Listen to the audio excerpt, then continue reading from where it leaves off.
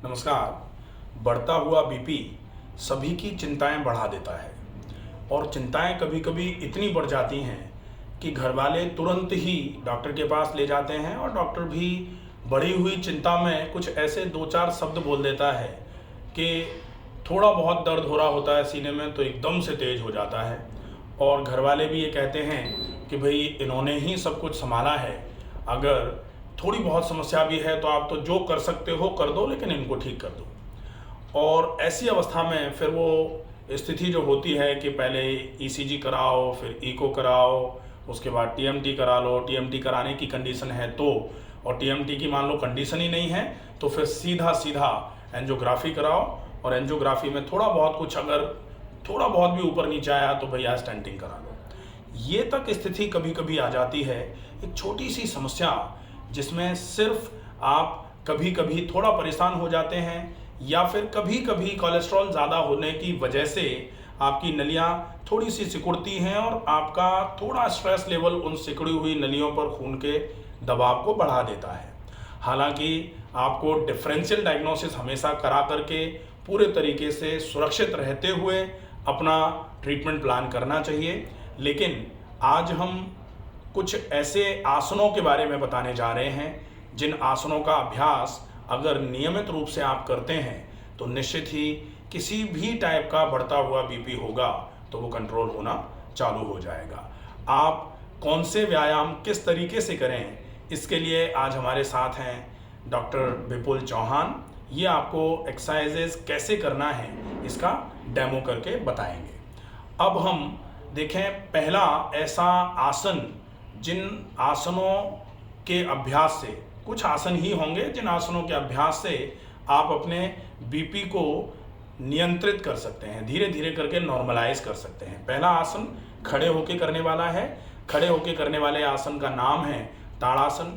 इसके लिए दोनों पैर मिले हुए, दोनों हाथ फ्रंट थाइस पर, श्वास को भरते हुए दोनों हाथों को धीरे धीरे करके ऊपर की ओर उठाना है। हाथ ऊपर की ओर जाते जाएं। धीरे से जब हाथ ऊपर पहुंच जाएं तो दोनों हाथों की उंगलियों को ग्रैस्प कर लिया, श्वास को छोड़ा, हथेलियों को आसमान की ओर कर लिया। फिर श्वास को भरना है और धीरे धीरे करके हाथों की पूरी हथेलियों से लेकर के पूरा कंधे तक का, नीचे तक का पूरा हिस्सा जोर से ऊपर की तरफ खींचना है, खींच के रखना है।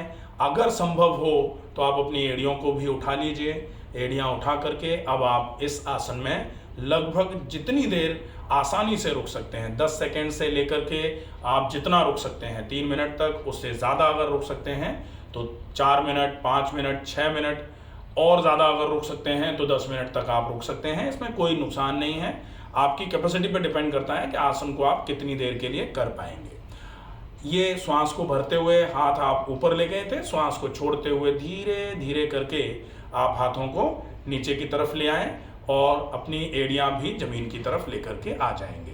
ये हो जाएगा पहला आसन जिसको हम खड़े होके करते हैं। आसन का नाम था ताड़ासन। अब हम दूसरे आसन की ओर चलेंगे। आसन का नाम होगा भुजंगासन। भुजंगासन बैठ के करते हैं। बैठ के करने वाले आसन को अब हम तैयार करेंगे। पहले बैठेंगे। ताड़ासन के बाद दूसरा आसन, जिस आसन का नाम है गौमुखासन। गौमुखासन का अभ्यास। गौमुखासन में दोनों पैर सामने फैला करके बैठे। अब हम दोनों पैरों को सामने फैला करके बैठे हुए हैं, दोनों हाथ शरीर के बगल में हैं। दाहिने पैर को घुटने से मोड़ते हुए दाहिने पैर की एड़ी को बाएं पैर के हिप के नीचे लेकर के जाएंगे। ये अब बाएं पैर को घुटने से मोड़ेंगे और बाएं पैर की एड़ी को दाहिने पैर के कूल्हे की तरफ लेकर के चले गए। ठीक है, तो दाहिने पैर की एड़ी बाएं पैर के कूल्हे की तरफ, बाएं पैर की एड़ी दाएं पैर के कूल्हे की तरफ हो गई। अब यहाँ ये देखने वाली बात है कि दोनों घुटने एक दूसरे के ऊपर ऊपर रहेंगे। ठीक है, अब जो पैर आपका ऊपर है उसके अपोजिट वाला हाथ ऊपर की तरफ से जब आप श्वास को भरेंगे, दोनों हाथों को पहले आप कंधे के बराबर ऊंचाई में फैलाएंगे। अब आपका दाहिना वाला हाथ आप कोहनी से मोड़ करके ऊपर की तरफ ले जाएंगे, बाएं वाले हाथ को कोहनी से मोड़ करके नीचे की तरफ से पीठ पर मिला देंगे। पीठ पर मिला देंगे। आपकी नज़र बिल्कुल सामने है, आप अच्छे तरीके से गर्दन को बिल्कुल सीधा करके बैठे हुए हैं। गौ मुख आसन, गौ के मुख के समान यहाँ आपके दोनों घुटनों की स्थिति होती है और सीना बिल्कुल रिलैक्स रहता है। बीपी के केस में ये आसन आपके हार्ट पर रिलैक्सेशन का इफेक्ट डालते हुए बीपी को कम कराने में आपकी मदद करेगा।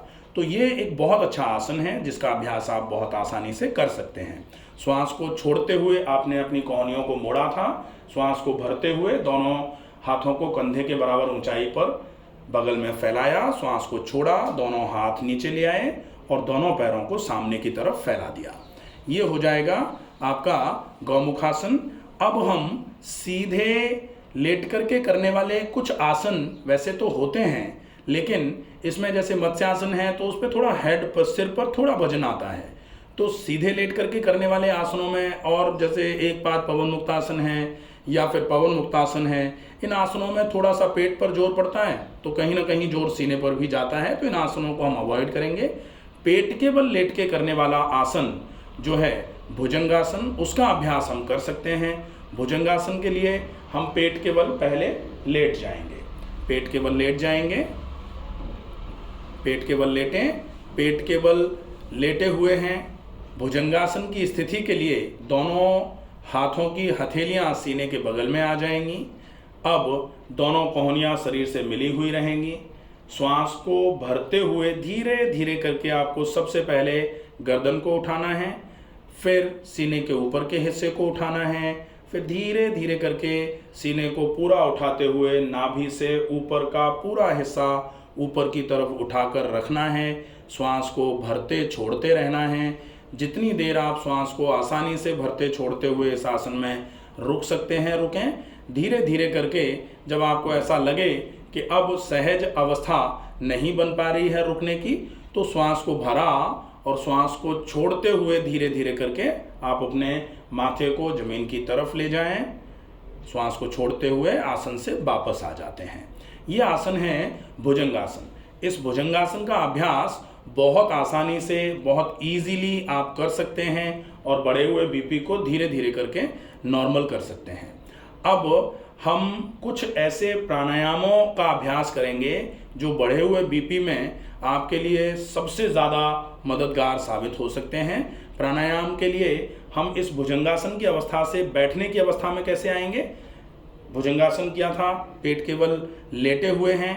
अब हम फिर से भुजंगासन करेंगे। पहले भुजंगासन से शशांकासन करेंगे, शशांकासन से धीरे से वज्रासन में बैठने की अवस्था में आप आ जाते हैं। तो पेट केवल लेटने के आसन करने के बाद आप इस तरीके से बैठने की अवस्था में आ जाओगे। अब आप प्राणायाम के अभ्यास के लिए तैयार हो जाते हैं।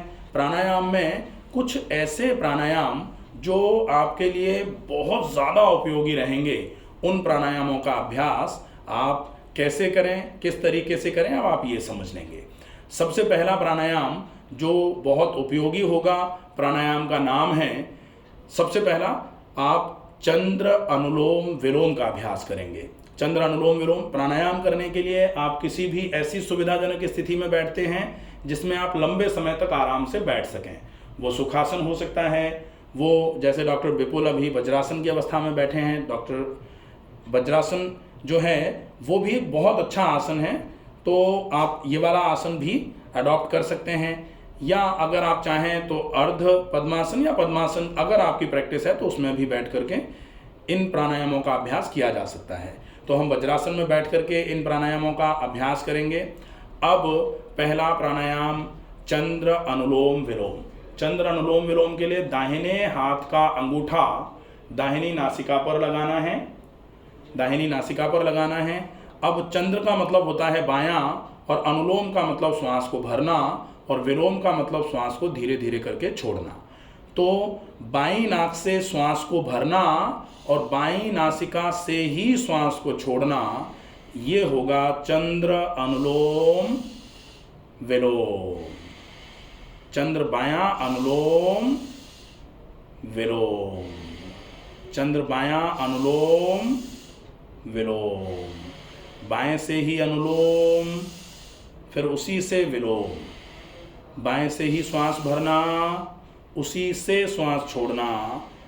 बायां मतलब चंद्र, भरना मतलब अनुलोम, छोड़ना मतलब विलोम। तो चंद्र अनुलोम विलोम, इस प्राणायाम का अभ्यास आप नियमित लगभग शुरुआत में 1 मिनट से शुरू करिए और रोज 30 सेकंड इसका अभ्यास आप बढ़ा सकते हैं।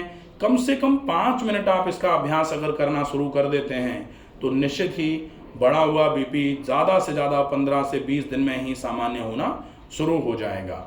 और अब हम दूसरे प्राणायाम की तरफ चलते हैं। दूसरा प्राणायाम होगा चंद्र भेदी। चंद्र भेदी, फिर से हम अपने दाहिने हाथ का अंगूठा दाहिनी नासिका पर लगाएंगे, बाईं नासिका से अनुलोम करेंगे, श्वास को भरेंगे, फिर श्वास को भेदेंगे और दाहिनी नासिका से श्वास को छोड़ेंगे। बाईं से भरा, भेद करके दाईं से छोड़ा, फिर बाईं से भरा, भेद करके दाईं से छोड़ा, फिर बाईं से भरा, भेद करके दाईं से छोड़ा, बाईं से भरा, चंद्र भेदा भेदी, दाईं से छोड़ दिया, चंद्र भेदा, दाईं से छोड़ा, चंद्र भेदी, भेद करके दाईं से छोड़ दिया।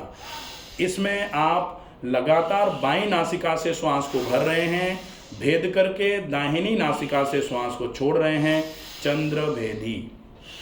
इसका अभ्यास भी 1 मिनट से शुरू करके आप धीरे धीरे करके रोज 30 सेकंड बढ़ाते हुए 5 मिनट तक इसका अभ्यास भी कर सकते हैं। ये बहुत अच्छा प्राणायाम है, ये आपके लिए बीपी को बहुत अच्छे तरीके से कम करने में आपकी मदद करेगा। अब हम तीसरा प्राणायाम जो बढ़े हुए बीपी या फिर शरीर में बढ़ती हुई गर्मी को शांत करने का काम करता है, प्राणायाम का नाम है शीतकारी। शीतकारी के लिए आप अपनी जीभ के आगे वाले हिस्से को फोल्ड करके तालू पर लगाएंगे, ऊपर के तालू पर लगाएंगे। ठीक है, जीभ को निकाला, फोल्ड करके ऊपर के तालू पर लगाया, ऊपर के तालू पर लगाया। अब आपके दोनों होंठ दूर दूर हैं, दांत मिले हुए हैं, श्वास को मुंह से भरना है और धीरे से नाक से छोड़ देना है। फिर मुंह से भरना है, नासिका मार्ग से श्वास को छोड़ देना है। जब आप मुंह से सांस भर रहे हो तो आप देखें धीरे धीरे करके आपका मुंह ठंडा होना चालू हो जाएगा। भरते जाइए, छोड़ेंगे तो नासिका मार्ग से श्वास छोड़ देंगे, मुंह ठंडा होगा, नासिका मार्ग से श्वास को छोड़ देंगे। बिल्कुल शीतल हवा आपके फेफड़ों में प्रवेश करेगी। जैसे आपको बहुत गर्मी लग रही हो, आपको कहीं ठंडी हवा मिल जाए, ठंडी हवा आपके नासिका मार्ग से होते हुए फेफड़ों में जाती है तो आपकी गर्मी को शांत करने का काम करती है। अब ठंडी हवा आपको अगर मान लो कहीं नहीं मिल पा रही है तो हवा को ठंडा बनाने का प्रयास होगा। ये माउथ मुद्रा कही जाती है, मतलब आपके मुख मुद्रा जिसको बोलते हैं। मुंह के हिसाब से जीभ को आप फोल्ड करके ऊपर के तालू पर लगा रहे हैं और उसके बाद फिर आप मुंह से श्वास को भर रहे हैं और फिर नासिका मार्ग से श्वास को छोड़ेंगे। बहुत ही अच्छे तरीके से बीपी को कम कराने में आपकी मदद करने वाला प्राणायाम है शीतकारी।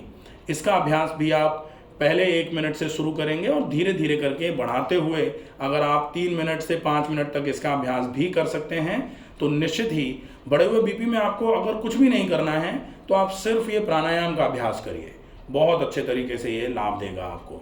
अब आता है भ्रामरी प्राणायाम। भ्रामरी के लिए आपको दोनों अंगूठों से दोनों कानों को बंद कर लेना है। कान इस तरीके से बंद हों कि आपके कानों में अब बाहर की कोई आवाज़ न जा रही हो। दोनों हाथों की उंगलियों से आपको अपने आँखों को बंद कर लेना है। अब श्वास को भरना है, भरी गई श्वास को छोड़ते हुए भौंरे के समान गुंजन की आवाज़ निकालनी है।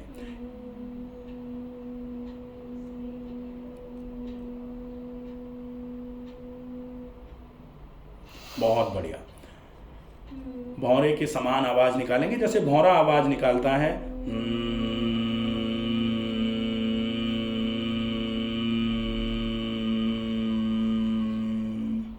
अब ये जो आवाज है, ये भौंरे के समान गुंजन की आवाज जो है, ये आपके ब्रेन पर वाइब्रेशन का इफेक्ट क्रिएट करती है और उसकी वजह से पैरानेजल साइनसेस पर भी गुंजन का इफेक्ट मिलता है और उसकी वजह से सेरोटोनिन रिलीज होना चालू हो जाता है।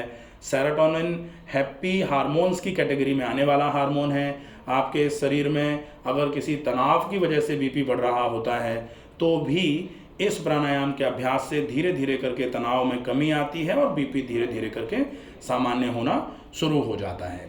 इसके पश्चात जब हम इतना कर चुके होंगे तो विश्राम की अवस्था, शरीर को पूरा आराम मिले, इसके लिए शवासन की अवस्था में सीधे लेट जाते हैं। सीधे लेटे दोनों हाथ शरीर से थोड़े से दूर रखते हैं, पूरा सीधे लेट जाना है।